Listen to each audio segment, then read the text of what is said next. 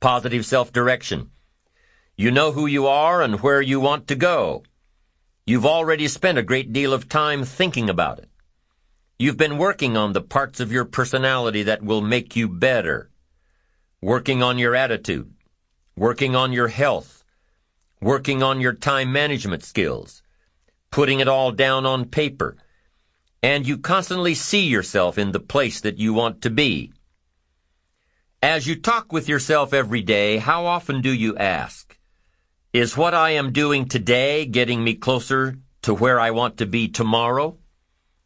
Am I making the daily adjustments necessary? Am I doing all that it takes? Will I keep on doing it until? Direction determines destination. Here's a question you need to ask yourself. Are all of the disciplines that I'm currently engaged in taking me where I want to go? Are all of the disciplines I am presently engaged in taking me where I want to go? What an important question at the beginning of the month, at the beginning of the week, at the beginning of the day. Because here's what you don't want to ever do. Kid yourself. You know, kid your neighbor and kid me and kid the marketplace if you want to, but gosh, you can't kid yourself. With your fingers crossed hoping you'll arrive at a good destination when you're not even headed that way. You say, well, maybe the wind will take me. Well, there's a chance. But you've got to take charge. You've got to ask yourself often, am I? Am I doing the disciplines that are taking me in the direction that I want to go? I don't want to be faked out here and think I'm on the way to financial success when there's not a prayer, not a hope. I don't want to be faked out hoping that there's someone else who's going to take care of it. Take care of me. They're not going to take care of it. They're not going to take care of me. What if all of your negative relatives turn positive? What'll that do for your fortune and your future? Not much. If prices come down a little, what'll that do for your fortune and your future, and your sophistication and your culture? What'll that do? Not much. If the economy gets a little better, what'll that do? Answer, not much. If you don't make plans of your own, you'll fit into someone else's plans. And guess what they have planned for you? You're right. Not much. Most people wake up every morning counting on this not much list.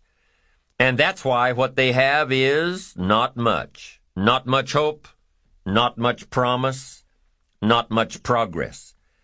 They're driving what they don't want to drive, living where they don't want to live, doing what they don't want to do.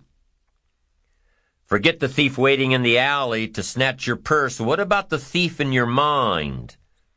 Lazy, not stimulated by thoughts and questions. Don't become a victim of yourself. Ask yourself these questions.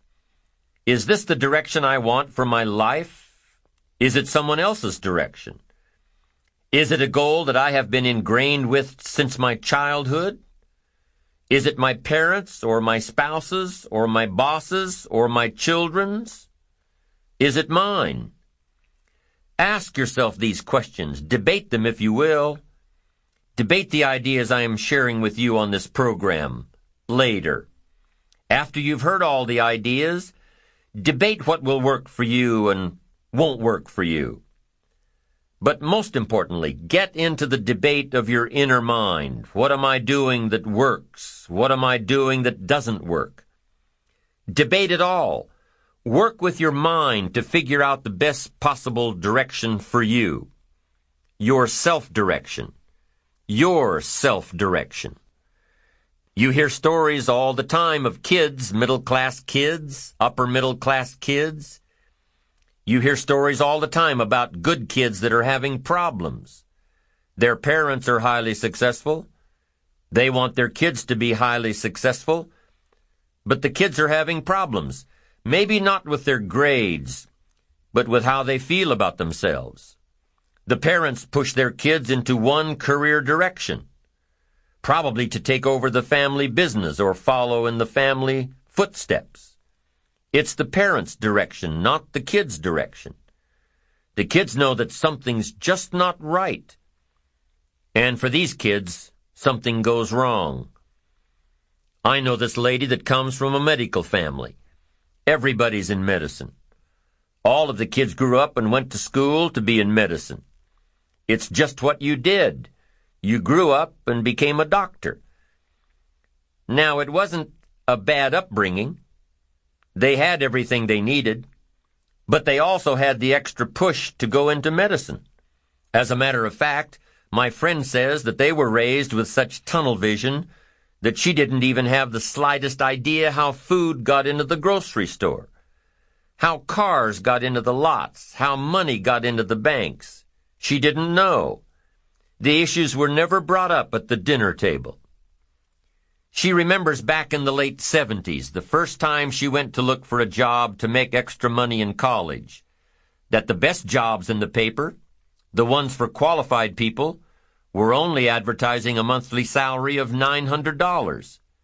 $900. She thought the average person on the street, the average non-qualified person, made at least $3,000 a month. What a difference. What a shock. To be so sheltered from real life, to be so far off in what the average person made for a living, it was a real revelation. So she started asking questions. I mean, if she was that far off in her judgment of average earnings, maybe she was way off on other thoughts in life, too. Maybe there was more to life than being in medicine. Maybe this wasn't what she wanted to do after all. Maybe she finally found the reason why she hadn't been happy through all of her academic achievements. Sure enough, she figured out that the medical goals were not her own, only those of her parents. And even though she was chastised by her family for not following through with the family goals, she is now much happier following her own path. Direction must be your own, or it can end up being damaging. Damaging to your soul, damaging to your spirit, damaging to your health. Now, there's one more part to my friend's story of growing up in a medical family. It's a part that nobody in her family talks much about, yet it happened. And it's an important part to tell. While my friend was pushing for perfection in school, she also pushed herself into an eating disorder. She ended up with this a few years before anyone really knew anything about anorexia. So there wasn't much help available. But a few years later, about the same time she started asking questions about life, she determined with the help of a specialist that this eating disorder had nothing to do with food or the lack of it. It had to do with control. It had to do with direction. Somebody else's direction for her. Direction has to be your own, or it can be damaging. So parents, be watchful of how you motivate your children. Give them all of the resources to make their own choices, and back them up. Give them the freedom to discover their own direction. It may not be the direction you'd hope for, but it is their direction. And with their own direction, they will reach their own destination. It just doesn't work out any other way. Now, if you are one of those people who had the revelation that the life and goals you're pursuing are not your own, you can change it, just like my friend did. But the change doesn't come overnight. The direction of life can come overnight. A new goal can reach out and grab you in one day, give you the push and the ambition and the momentum to change your course, where you want to be. But the final destination does not happen overnight. It still takes a lot of work. It still takes time for the plans to build, to grow, to run the course. It takes patience. Let's say you have a brilliant idea for starting a new company. What's the first thing you do?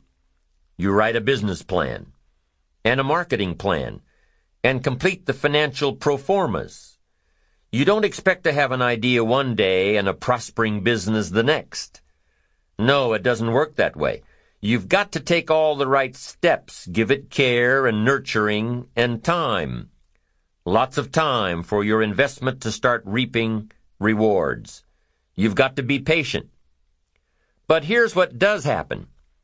As soon as you turn a new direction, I'm telling you, you've got an excellent chance of a brand new destination.